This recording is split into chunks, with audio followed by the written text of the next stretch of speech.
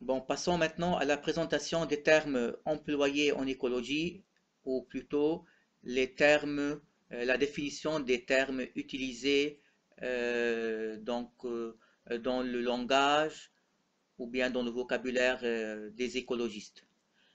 Donc, les 16 principaux termes employés par les écologistes et qu'on va définir dans la suite de cette séance et de la séance à suivre, c'est-à-dire la troisième séance, parce que je crois qu'on ne va pas pouvoir les finir tous au cours de cette séance. Donc, les principaux termes, plutôt les 16 principaux termes sont les suivants. La biocénose, le terme biotope, le terme écosystème, terme synusie, écophase, population, le terme peuplement, le terme habitat, le terme niche écologique, le terme territoire, le terme écotone, écotope, le terme station, et là on parle de station d'études écologiques, le terme écotype, le terme biome, le terme climax, la biosphère, et le terme biodiversité. Bon, l'objectif de la définition de ces termes-là, c'est que c'est vous permettre à la fin, ou bien que vous arriviez à la fin à comprendre et à utiliser ces termes dans un contexte scientifique qui est clair et qui est bien défini. Donc c'est ça l'objectif que je vise en présentant ces termes-là et en présentant leur définition. Bon, on va commencer maintenant par la définition du terme biocénose. Donc, essayons d'abord de voir un peu ce qu'on a sur ce schéma et cette photo. Donc, on voit là très bien un groupe d'êtres vivants.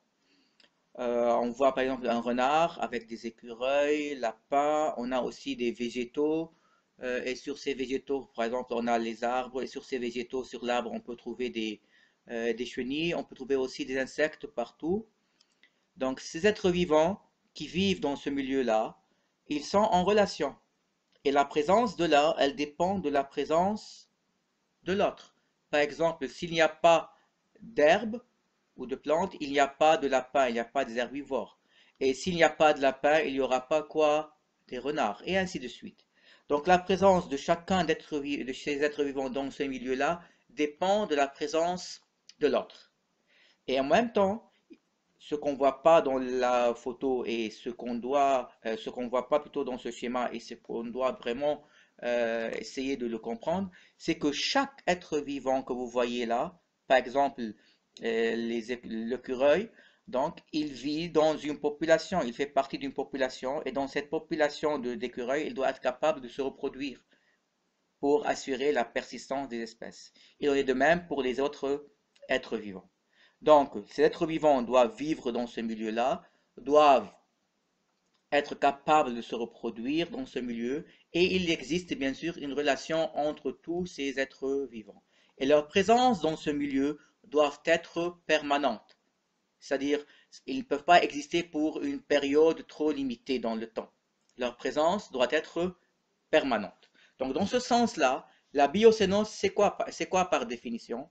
Donc, c'est un groupement d'organismes vivants, tels qu'on les a vus ici, liés par une dépendance réciproque, donc la présence de l'un dépend de la présence de l'autre, hein, et qui se maintiennent en se reproduisant dans un certain endroit, dans ce milieu, dans un certain endroit, d'une façon qui est permanente. Donc, il faut que cette présence soit permanente. C'est ça la biocénose. Donc, je reprends la définition. C'est un groupement d'organismes vivants liés par une dépendance réciproque et qui se maintiennent en se reproduisant dans un certain endroit d'une façon permanente. Passons maintenant au deuxième terme, le terme biotope. Biotope, tout simplement, c'est le milieu où vit une biocénose. Donc, c'est l'aire géographique, c'est une aire géographique de dimensions variables et de formes variables. Regardez là, j'ai mis différentes formes pour vous dire que l'aire géographique ou bien le biotope peut avoir différentes formes et différentes tailles. Donc c'est l'aire géographique de dimensions variables, souvent petites, et qui offre des conditions, des conditions physiques, chimiques et autres types de conditions, des conditions constantes ou cycliques aux espèces. Lorsque je dis constante, c'est-à-dire des conditions qui ne changent pas dans le temps. Et lorsque je dis cyclique, par exemple, les conditions qui changent en fonction des saisons de l'année. OK? Donc, le biotope, c'est l'aire géographique de dimension, c'est une aire géographique de dimension variable, souvent très petite, et qui offre des conditions constantes ou cycliques aux espèces qui vont constituer la biocénose qui se trouve ou bien qui vit dans ce milieu. Donc, d'une façon trop simple, et trop simplifiée plutôt, le biotope, c'est le lieu où vit une biocénose.